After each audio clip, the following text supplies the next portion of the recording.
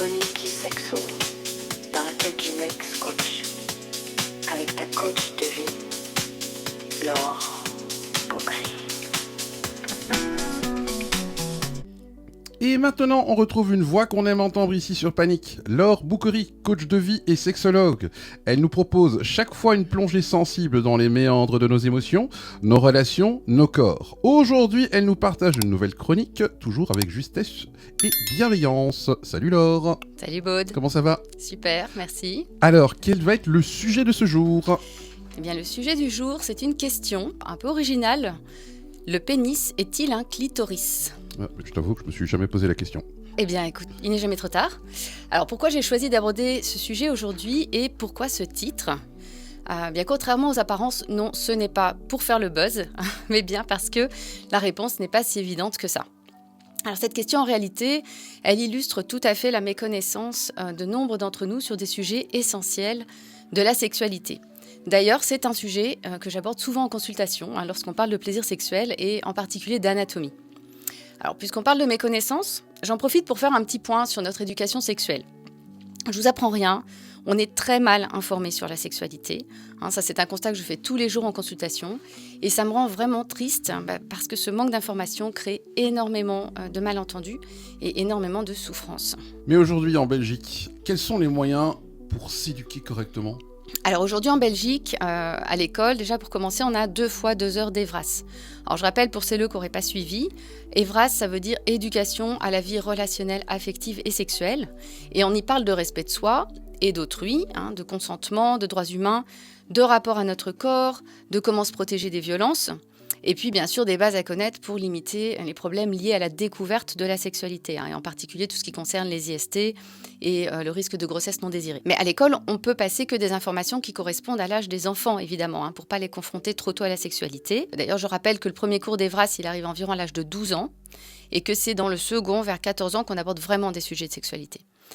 Donc, ce sont des infos très filtrées, et uniquement le strict nécessaire pour éviter aux jeunes qui découvrent la sexualité un maximum de situations délicates. Du coup, qu'est-ce qui se passe à l'âge adulte ? Alors pour revenir aux adultes, quand je vois comment ça se passe en consultation, je fais le même constat que les autres spécialistes, c'est-à-dire qu'il est vraiment urgent de mettre à disposition un max d'infos pour réduire les situations problématiques et la souffrance dont je parlais tout à l'heure. Alors, il existe de plus en plus de livres, de documentaires, de podcasts, de comptes et de supports divers sur les réseaux sociaux qui donnent de l'info sur ces sujets. Mais bon, d'abord, il faut les trouver. Et puis, il faut faire le tri, ce qui n'est pas si simple quand l'intimité est taboue, comme elle est encore chez nous finalement. Alors, beaucoup de gens, surtout des hommes, mais pas que, apprennent ou croient apprendre avec le porno. Ce qui est une catastrophe en fait parce que ça ne reflète pas du tout la réalité, avec des attentes et des erreurs majeures à la clé. Alors notez au passage que je ne suis pas contre le porno dans l'absolu, ça c'est important pour moi de le dire. Si on choisit bien ce qu'on regarde, qu'on le fait en conscience, en faisant attention à ne pas en devenir dépendant et qu'on cultive notre imaginaire érotique, tout va bien. Puis une partie de l'apprentissage se fait aussi sur le tas, si j'ose dire, par l'expérience, mais parfois, voire souvent, à nos dépens ou à ceux de notre partenaire. Du coup, on mélange un peu tout, on s'accroche à des croyances erronées véhiculées par la société et on se plante. Alors du coup, tu vas nous dire aujourd'hui si le pénis est un clitoris ou pas ? Alors la réponse, c'est à la fois oui et non. Le clitoris et le pénis, en réalité, c'est le même organe. Pendant nos premières semaines de vie dans le ventre de notre mère, on a toutes et tous la même chose entre les jambes. Donc je ne vais pas vous faire un cours approfondi, mais ajoutons à la réflexion 2 éléments que tout le monde connaît, les testicules et les ovaires. Ce sont ce qu'on appelle des gonades. C'est là que sont produits nos gamètes. Et nos gamètes, ce sont les spermatozoïdes et les ovules. Alors les gonades, d'une part, et l'organe qui deviendra le clitoris ou le pénis, d'autre part, ils sont identiques pour tout le monde dans nos toutes premières semaines de vie. Alors au bout d'un certain nombre de semaines de grossesse, notre anatomie, elle va se différencier selon qu'on a des chromosomes et des hormones mâles ou femelles pour aller vers des ovaires et un clitoris d'une part ou vers des testicules et un pénis d'autre part. Sauf dans le cas des intersexuations. Ça, c'est lorsque les organes reproducteurs ne se développent pas de façon claire ou habituelle vers l'un ou l'autre sexe biologique.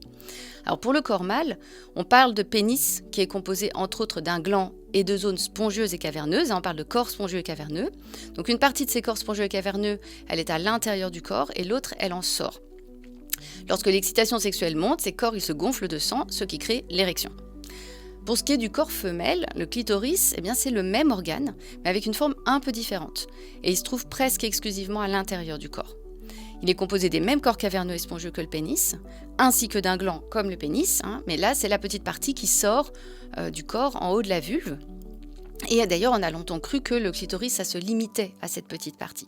Le clitoris entier, donc, dont la plus grande partie, comme je l'ai dit, se trouve à l'intérieur, eh bien, il va se gonfler aussi de sang lors de l'excitation sexuelle, mais ça se voit beaucoup moins.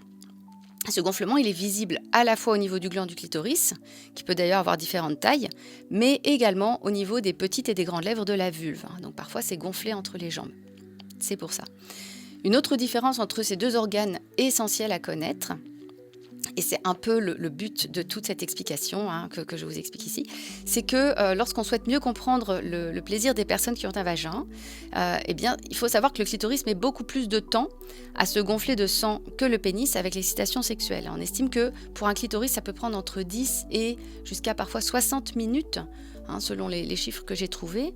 Et sachant qu'on est toutes et tous différents, ça peut être moins ou plus d'une personne à l'autre, selon le niveau de stimulation, le contexte, et tout un tas d'autres paramètres finalement. D'où l'intérêt de laisser le temps à la personne qui a une vulve d'être prête si on souhaite la pénétrer. Le risque, si on n'attend pas assez, c'est que le périnée de la personne, ça ce sont les muscles qui entourent ses orifices inférieurs, dont le vagin, eh bien le périnée risque d'être trop contracté pour que cette personne puisse prendre du plaisir. Et dans certains cas, il n'est même pas possible de la pénétrer du tout.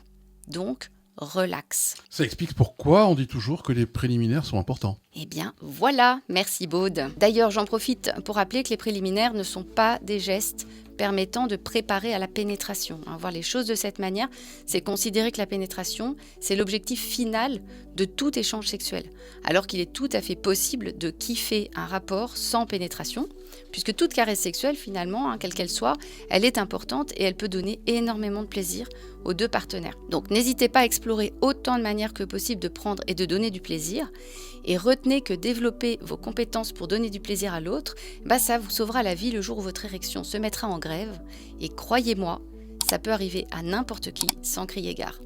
Et une petite conclusion. Ouais, une toute petite conclusion. Peut-être simplement un rappel que les hommes et les femmes se ressemblent bien plus qu'on ne le croit, et que mieux connaître son corps et son fonctionnement, comme le corps et le fonctionnement de l'autre, eh bien, c'est la meilleure manière de prendre un max de plaisir ensemble.